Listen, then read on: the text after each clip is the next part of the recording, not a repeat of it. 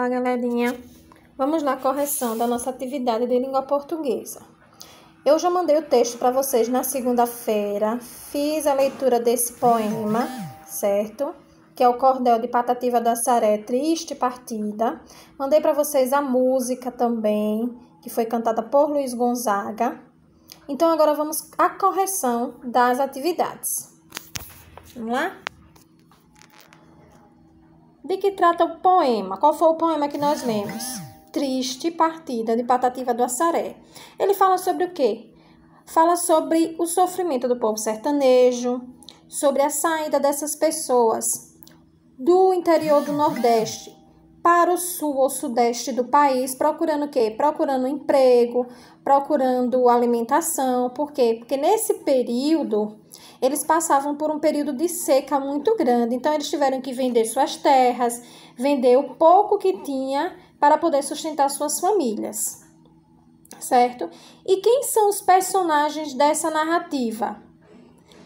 Dessa história aqui que nós lemos, fazia parte o quê? O pai, a mãe, os 3 filhos e o fazendeiro. Letra C. O poema possui sonoridade e ritmo. Você sabe explicar o porquê? Gente, como eu falei para vocês, como ele é um poema, certo? O cordel, ele usa rima, ele usa versos, inclusive ele é o quê? Uma cestilha. Por quê? Porque tem estrofes com 6 versos. Às vezes você encontra cordéis que tem 4 versos em cada estrofe, certo? Mas a maioria tem 6 versos em cada estrofe, certo? Vamos lá, terceira questão. Na primeira estrofe do poema, é apresentado ao leitor o eu lírico, ou seja, a voz que se manifesta no poema. Então, vamos lá ver um pouquinho desse texto. Setembro passou, com outubro e novembro. Já tamo em dezembro, meu Deus, que é de nós. Assim fala o pobre do seco Nordeste, com medo da peste, da fome feroz. Então, vamos lá. Quem é o eu lírico do poema? Nesse texto aqui, o eu lírico, ele é o próprio sertanejo, certo? Que vive lá na seca do Nordeste. Letra B. A quem se refere o pronome nós? Será que ele se refere aos paulistas? Porque lembre que ele foi para São Paulo. Será que ele se refere aos nordestinos ou aos gaúchos? Quando ele coloca aqui, meu Deus, o que é de nós? Aqui, o pronome se refere aos nordestinos, porque ele fala aqui, olha. Assim fala o pobre do seco Nordeste. Quem mora no Nordeste é nordestino.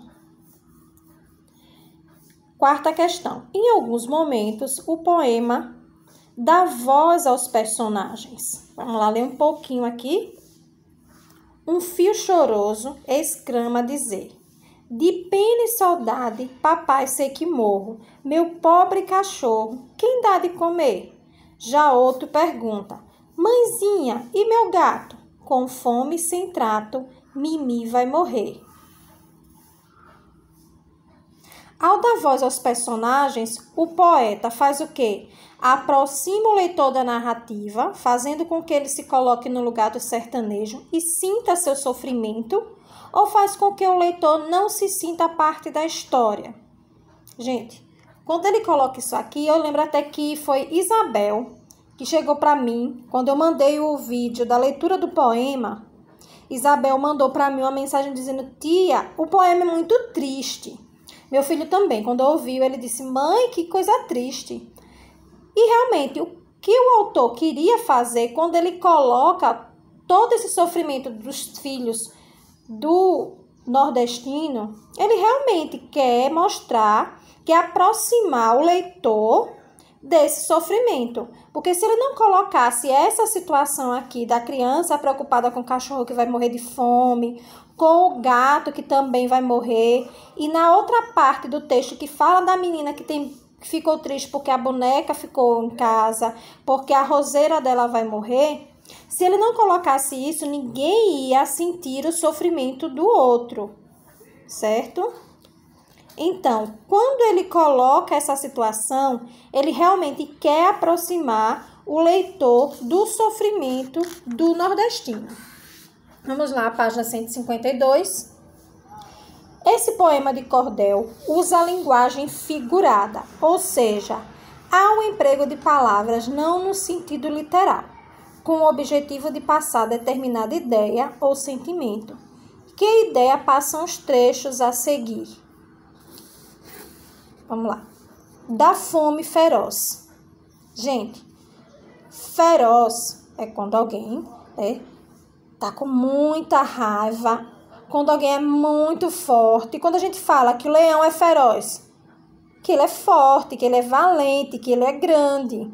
Então, quando ele fala aqui fome feroz, ele dá uma ideia de que a fome é muito grande, que a fome é muito violenta. Letra B. Na copa da mata, buzina a cigarra. Gente, copa é a parte mais alta que tem na árvore, certo? Cigarra, certo? Ele é um besourinho que ele, como fala o pessoal do interior, ele canta, principalmente no verão. Se vocês passarem por um local de mata, tem alguns locais que você ainda encontra cigarras e você ouve o barulhinho delas. Principalmente ali quem passa pelo trecho do Parque da Cidade, vocês que moram aí, quando saem de Socorro e passam pelo Parque da Cidade, a gente ouve às 4 horas da tarde o barulho das cigarras, certo? Nas árvores. Então, quando ele fala aqui, na copa da mata, buzina a cigarra, ele está expressando o quê? Que as cigarras cantam nas árvores e ao ouvir essas cigarras, ele sabe que o verão já está próximo e que não vai chover mais, certo? A possibilidade de chuva já é praticamente inexistente. Agora, vocês vão fazer frases, certo? Vão criar frases com essas mesmas palavras, só que no sentido literal. Quando eu coloco aqui, ó, feroz e buzina, eu posso colocar: o leão é muito feroz, o tigre é muito feroz, porque aqui é o sentido literal dessa palavra. A buzina do carro é muito alta, ou a buzina da moto está quebrada. Aí sim eu coloco essas palavras no sentido literal e não no sentido figurado que foi colocado nesse texto. Vamos lá para a próxima pergunta. Marque a alternativa que complete a frase. As estrofes do poema, ou seja, cada pedacinho daquele texto, ele evidencia o quê? Uma pouca interação entre o narrador e o leitor, ou uma grande interação entre o eu lírico e o leitor, como se eles estivessem numa conversa informal. Vamos lá. Quando a gente volta para o texto e ele fala, ele vai contando a sua história, na verdade. É como se você estivesse do lado daquele personagem, ouvindo ele contar a sua vida, certo? Então, novamente, o eu lírico, ele está próximo ao leitor. O personagem, ele está próximo ao leitor. Quando ele conta a sua história, quando ele vai falando que estava sofrendo, que estava passando fome e que teve que vender os seus poucos animais e que um fazendeiro comprou por um preço muito baixo, tudo que ele tinha, e eles foram para onde? Para São Paulo. Vamos lá. Leia a última parte do poema, Triste Partida. Depois, acompanhe a letra do cordel interpretado por Luiz Gonzaga. Eu fiz essa leitura já do texto para vocês. Vocês podem assistir o vídeo, certo? Que eu mandei na segunda-feira, que tem todo o nosso texto, certo? Todo esse texto aqui. E tem a música também de Luiz Gonzaga. Então, eu não vou ler para vocês novamente esse texto, porque eu fiz isso na segunda-feira e mandei para vocês. Então, vamos passar aqui para a nossa página 154. O sonho do retirante de retornar à sua cidade natal é alcançado? Não é alcançado. No texto, quando a gente lê, ele fala que passou 1 ano, 2 anos, 3 anos, continuou trabalhando e ele estava o quê? Cheio de dívidas e ele não conseguiu voltar para sua terra natal. De acordo com o poema, qual a principal consequência da seca? Gente, todo o texto ele vai lembrando que o personagem estava passando por situação difícil. Por quê? Porque não chovia. Então, se não chovia, o que acontecia? A terra não tinha como plantar, não tinha como você colher. Então, a principal consequência da seca é o quê? É a fome e quem mora no campo ter que sair desse local, porque não tem como se sustentar e procurar melhores condições de vida em outra cidade. No caso do nosso personagem, ele saiu do Nordeste e foi para o Sudeste do país. E podem olhar lá no mapa de vocês, no livro de geografia, que nós já estudamos, certo? As regiões do país, e você vai ver a trajetória, certo? Do personagem quando ele sai do Nordeste para o Sudeste do país. Vamos lá. O poema Triste Partida tem 19 estrofes com 6 versos que recebe o nome de sextilha. A história de sofrimento e luta é narrada em 5 momentos. Ordene esses momentos da história narrada no cordel e enumere de 1 a 5. Então vamos lá. O que é que primeiro acontece no primeiro verso da nossa narrativa? O personagem espera pela chuva. Ele passa o tempo todo esperando, passaram-se os meses. Ele devotou sua fé, certo? A São José. Esperou até o dia de São José, não conseguiu que chovesse. Então, naquela primeira estrofe, ele fala dessa esperança que ele tinha da chuva. Depois ele fala o quê? Na segunda estrofe, ele decide que vai sair da sua terra natal. Não consegue plantar, não consegue mais sobreviver daquela terra e ele então procura outra cidade ou outro local para morar. Na terceira estrofe, ele conta os preparativos da viagem. Ele fala que ele consegue um caminhão para levar suas poucas coisas e naquela estrofe ele vai mostrando a organização da sua viagem. A estrofe 4, ele vai contando realmente como é a tristeza dessa partida. Ele fala ele mostra como é que os meninos se sentem, a tristeza dos filhos em deixar o seu cachorrinho, em deixar seu gato, em deixar sua boneca, sua planta. E a última estrofe, olha aqui, a chegada e a vida na cidade de São Paulo. Gente, ele fala da multidão que ele encontra, de pessoas feias, inclusive ele coloca lá no texto, de pessoas feias, como a cidade é difícil e tudo que ele precisa tem que ter o quê? O cobre, ou seja, o dinheiro para poder sobreviver. Aqui nós vamos encontrar a biografia de Patativa do Assaré. O que é uma biografia? É um texto que conta a história, a vida de alguém. Então, nesse trecho aqui, vocês vão encontrar a história, certo, de Patativa do Assaré. Vamos à nossa próxima página. Na página 156 do nosso livro, você encontra o quê? Patativa do Assaré. Por que o nome dele é Patativa do Assaré? Assaré é a cidade que ele nasceu no Ceará. Inclusive, ele nunca saiu da sua cidade. Vocês sabiam disso? Ele nasceu e morreu na cidade de Assaré, no Ceará. Vamos lá. Nessa parte aqui que nós separamos da biografia de Patativa do Assaré, vocês encontram o quê? As informações que aparecem entre parênteses. A cidade que ele nasceu, a cidade que ele morreu, que é a mesma, o ano que ele nasce e o ano que ele falece, certo? Nessa biografia que vocês leram, foi o próprio autor que escreveu? O autor é o próprio personagem Patativa do Assaré? Não.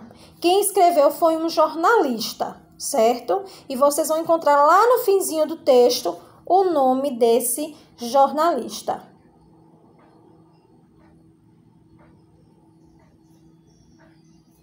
E aqui vocês vão encontrar a biografia, certo? De outra pessoa. Aqui sim, é o próprio biografado que escreve. Foi ele mesmo quem escreveu, certo? O texto. Isso aqui se chama o quê? Autobiografia. É quando o próprio personagem conta a sua trajetória de vida. Inclusive, ele tem um site, certo? Com a sua própria história. Página 157. Aqui nessa parte, só tem um trechinho que eu quero passar para vocês. As outras questões a gente vai trabalhar em outra aula, porque já é a parte de gramática, e como prometi a vocês, essas 2 semanas eu ainda não vou trabalhar gramática, eu vou trabalhar somente esses textos do ciclo junino, certo? A parte de gramática a gente só vai trabalhar depois que passarmos esse período da nossa amostra junina. Então, a gente não vai trabalhar a parte gramatical desse texto, certo? Então, vamos lá, só um pouquinho da sonoridade desse trecho aqui, olha. Na capital bandeirante, eu vim fazer um passeio, mas ao deixar o Nordeste, parti a alma no meio. Ou vem a banda de lá, ou vai a banda que veio. Olha aqui, de onde ele foi escrito. No livro Cordel e Repente, da Câmara Cearense do Livro. Olha o ano, 2016, e o autor, Sebastião Dias. Vamos lá. Vocês conseguiram responder essas perguntas? São só 3 perguntinhas, certo?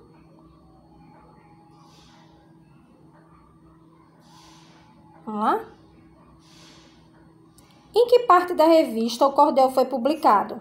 Você encontra aqui, olha, no finalzinho do texto, onde ela foi escrita, olha. Quando você termina o texto, você encontra no finalzinho o nome do autor e onde ela foi escrita a primeira vez, antes de ser colocado no livro de vocês, de onde ele foi retirado. Letra B. O que o cordelista sentiu ao deixar o Nordeste? Olha aqui, ele sentiu que a alma partida ao meio. Uma parte ficou lá, ou seja, no Nordeste, e a outra parte veio para São Paulo. Na sua opinião, existe semelhança entre esses versos de cordel e o poema A Triste Partida? Sim, porque ambos falam da saudade que o nordestino tem da sua terra natal e o que veio trazer ele para esse local, que foi a necessidade.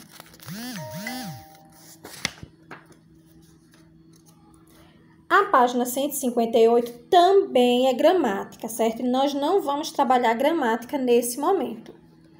Então, vamos ler outro poeminha da literatura de cordel. Literatura de cordel é poesia popular. É história contada em versos, em estrofes a rimar, escrita em papel comum, feita para ler ou cantar. Os folhetos de cordel nas feiras eram vendidos, pendurados num cordão, falando do acontecido, de amor, luta e mistério, de fé e do desassistido. A minha literatura do cordel é reflexão sobre a questão social e orienta o cidadão a valorizar a cultura e também a educação, mas trata de outros temas, da luta do bem contra o mal, da crença do nosso povo, do hilário coisa e tal. E você acha nas bancas por apenas R$1. O cordel é uma expressão da autêntica poesia do povo da minha terra que luta para que um dia acabe a fome e a miséria, haja paz e harmonia. Gente, esse texto que fala sobre o que é cordel, eu não vou explicar mais sobre o que é cordel, porque eu já fiz isso em 2 vídeos que eu já mandei para vocês, certo? Então, eu não vou me repetir, certo? Sobre as características do cordel, sobre o conceito de cordel e sobre a história do cordel.